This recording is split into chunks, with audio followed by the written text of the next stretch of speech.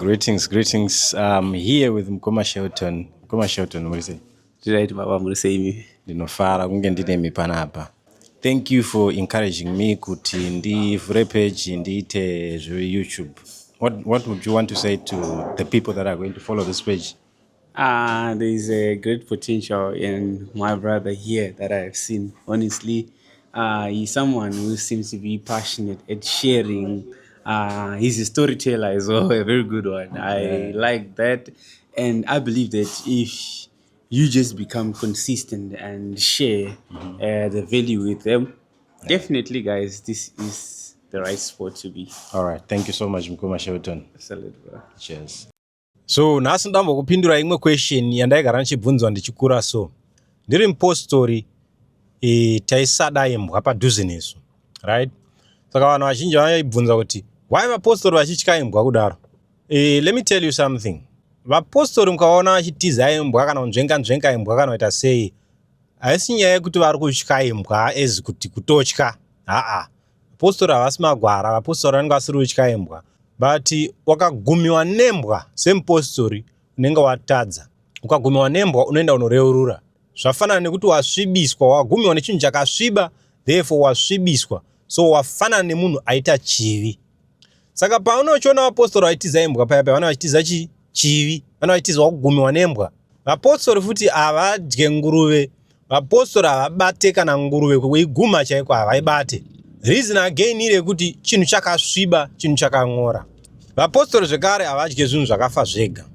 But papane nyaya yangu iyi ndepekuti vapostori vanotya imbwa here? No, vapostori havadye imbwa, but vapostori vanenge vachitiza chivi. Havasi kutiza imbwa, vari kutiza chivi. So zvaiwanzoitika tichikura ndezvekuti waiti kana uchisvika pamba pevanhu tisvikewo, imbwa dzeipapo dzotanga kuuya dzichitambisa muswe dzichida kutamba neyo, waigona kutotiza wopedzisira warumwa nembwa isingarume because uri kuita sei, uri kutiza imbwa. Now dzimwe nguva waigona kutoti ukatiza waizopona nekukwira mumuti. Ndo pane nyaya yangu hombe ipapa. Panyaya yekukwira mumuti ndoda kuti ndikudzidzisei something nenyaya yekuti uri kutiza imbwa wobva wakwira mumuti. Vabereki vedu before varungu vauya, varungu vasati vabata shumba, vabereki vedu vaiti vakadzingirwa neshumba, maancestors edu vaiti vakadzingirwa neshumba, vaikwira mumuti woponera mumuti. Saka nhasi message yandinayo, I'm switching into the spiritual mode. Vazhinji venyu muri kupersecutwa, vazhinji venyu muri kushungurudzwa, vazhinji venyu kune zvinhu zvakashata zviri kuuya kwamuri zvichida kukugumai, zvichida kuita contact nemi, but zviri kukurirai nekuti hamusi kukwira mumuti. Kune mbwa dziri kuuya kwamuri dzichida kukuhukurirai, dzichida kukurumai, but vazhinji venyu hamusi kugona kukwira mumuti. Ndiri kumboreveiko nenyaya yandiri kutaura iyi? Ndiri kuti inini pane munhu ari kukushungurudza muupenyu hwako, edha akakutuka o akakunyeya o akakuita sei, but munhu iyeye ari kukushungurudza only because muri palevel rimwe chete. Kana wakwira mumuti munhu iyeye hachakusvikire. Saka nhasi munamati ndoda kukudzidzisa kukwira mumuti. Maproblems esaya, kana gudo chairo rikadzingirwa nembwa rongokwira mumuti, imbwa hadzichasviki, dzinosara dzohukura, iwe uri pamusoro. The reason why uchiri kushungurudzwa nemunhu anokutuka, like pana YouTube kune vanhu vakawanda vanondituka, but I have joy and I know kuti kana ndikatukwa ndiri palevel, ndiri mumuti, hapana zvavanondiita. Even zvavari kundituka nazvo hazvitondisvikire kumusoroko because ndiri pai, because ndiri mumuti. Dzinohukura imbwa kusvika dzaenda, iwe uri hako mumuti. So ndoda kudzidzisa munamati nhasi, mukristu nhasi, kuti kwira mumuti. Vakapopota vakaita sei, vachakutuka, vagokunyeya, vagokuita sei, iwe uchita sei, kwira mumuti. Wakaramba uri pasi, unogona kurumwa, unogona kurova imbwa kusvika yafa, unogona kuita sei, unogona kutowina zvako, but machances ekuti uwine uri pasi mashoma. Mhepo dzese dziri pano pasi dzatiri kurwisana nadzo, zhinji dzacho dziri kutikurira nekuti tiri musame level, tiri musame rank nadzo. If you have ascended high, don't ascend into the first heaven, don't ascend into the second heaven, because the first heaven is the atmosphere. Ndo munofambira ndege umu, ndo mune first heaven. Just from above your head is your first heaven. So usatambire mu first heaven. And again usatambire mu second heaven. But mu second heaven ndo mune ma-principalities nema-spirits mamwe ari deadly, ari dangerous. But you have to ascend from the first heaven to the second heaven and then the third heaven and the paradise of God. Many of Christians muri kurwiswa muchikurirwa because muri pasi. Hamuna ku-ascenda into the heavenly realms. Bible rinoti we are seated in the heavenly realms with Christ. We are not seated in the airspace.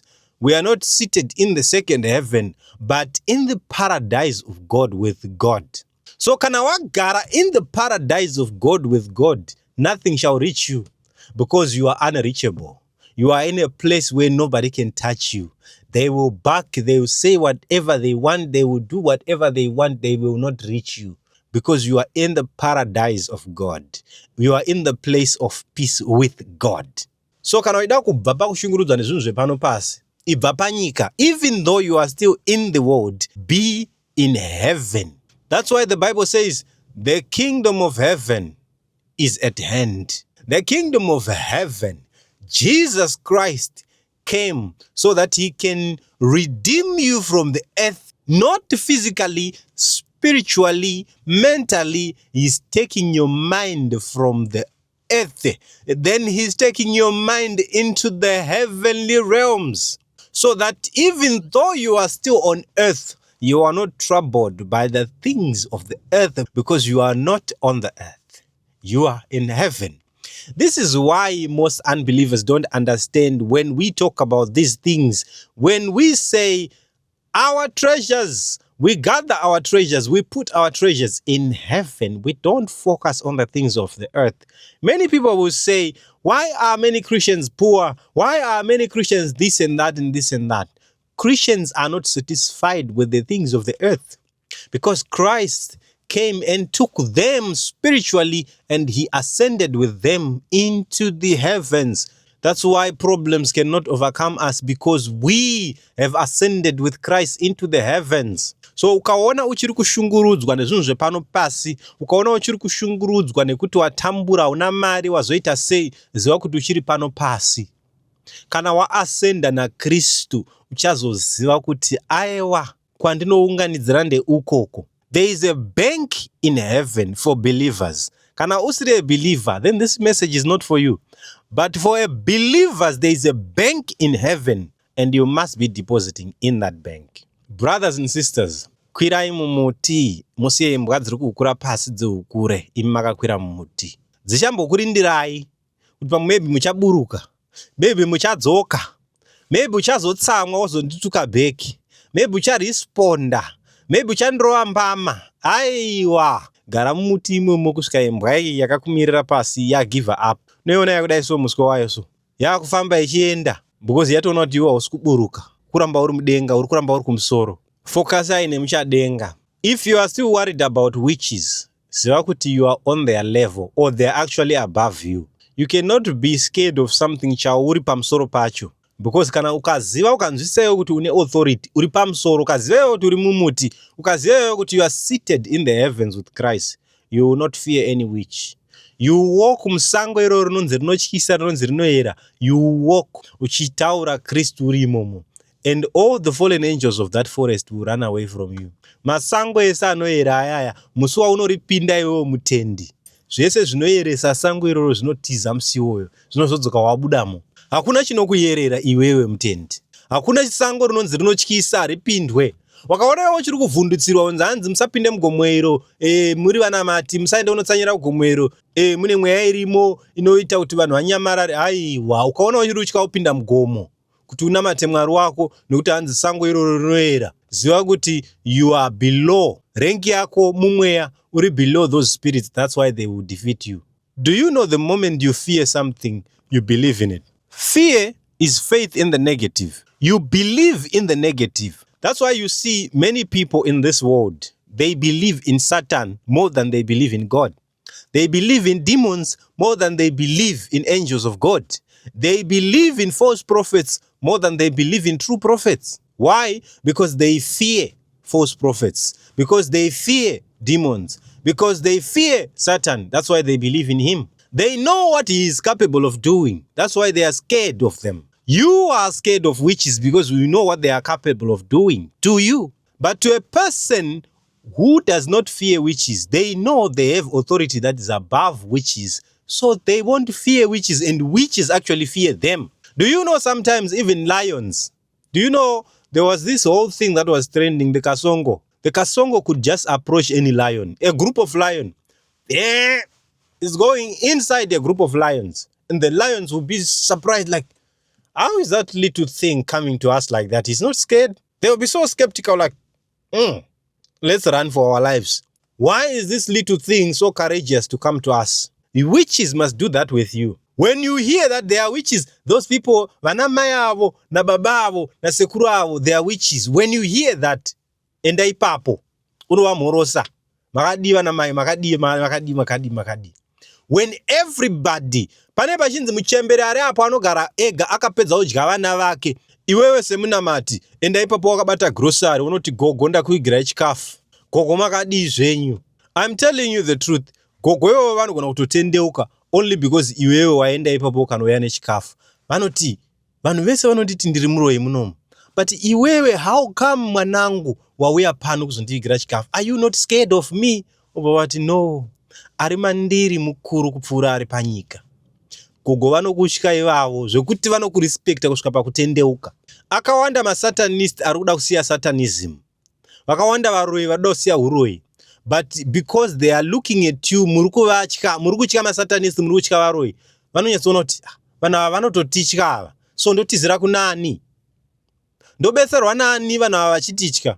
Yes, they are believing in the right God, and their God has power. But they fear. They are so scared. They don't know the angels that are behind them. So ndosiya sei, ndotizira kunani.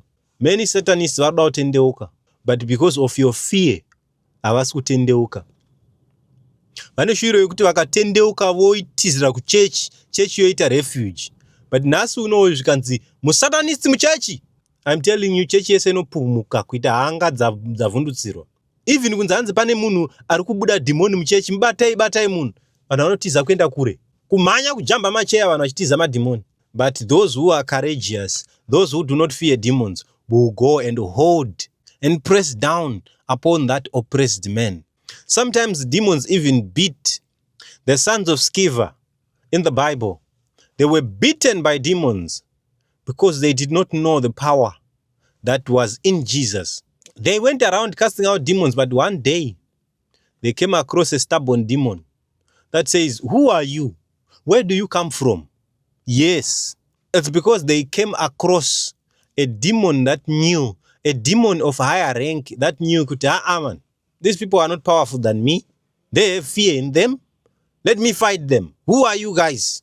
So ukaziva authority iri pauri, haufi wakatya musatanist. Ukaziva authority iri pauri, haufi wakatya muroi. Pano pachanel pane munhu akatomboya akati ndiri musatanist, zvazodai. We fear nothing. Ari mandiri mukuru kupfuura ari panyika. Ndati inini fear is faith in the negative. Wakatya Satan kupfuura Mwari, zvireva kuti you believe in what Satan can do more than what God can do. And that is the sad thing about believers. Even vanhu vese vaunonzwa kuti vakasiya Christianity right now, vanhu vese vanga vari ma-Christians, vakavati alright, since imi musingachabelieve muna Mwari, can you join Satanism? Vanokudza kuti no, I don't want kuita money rituals. Zvinhu zviya zviri dangerous. Oh, so you believe in Satan is dangerous? Yes, I know. Witches, they exist. I know sangomas exist. I know magicians exist. I know these exist, but not God. Why don't you believe in God? Because you don't fear God. You fear the devil. So you believe the devil, but you don't believe in God. You believe a witch, but you don't believe in God. That's why the Bible says, fear God who kills both the body and the soul, than to fear those who kill only the body. Satan cannot kill your soul. Why would you be scared of him? Why would you be afraid of him? A witch cannot kill your soul. They can kill the flesh. Die, yes, die in the flesh. Yes, I'm telling you to die in the flesh. But in the spirit you are strengthened. So lastly, musatye imbwa. Asendai, kwirai mumiti. Siyai imbwa dziukure muri pasi. Plus anotya ndeari mudima kazhinji kacho. So kana uri pane chiedza unotyei?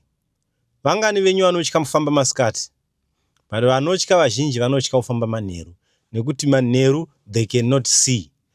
Vane fear vese vazhinji nyaya yekuti vari kufamba mudima, havana chiedza muupenyu hwavo. So ladies and gentlemen, ascend, be seated in the heavenly realms with Christ.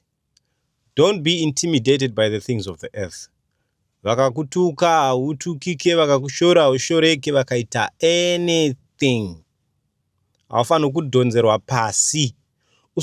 Usave wiki zviya zvekuti munhu akataura something or akakomenta something on your picture, then kana kuchechi chaiko chaiko unonzwa usimbe hwekuenda kunonamata, kana kunamata kupfugama unamata Mwari chaiko unonzwa kuti something is wrong.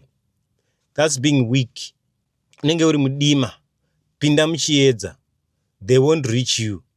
Wakapinda muchiedza vedima havafi vaswedera padhuze newe, because their deeds will be exposed when they come close to you. So ladies and gentlemen, thank you so much. And with that, it is again your brother Peter Mutarani signing out.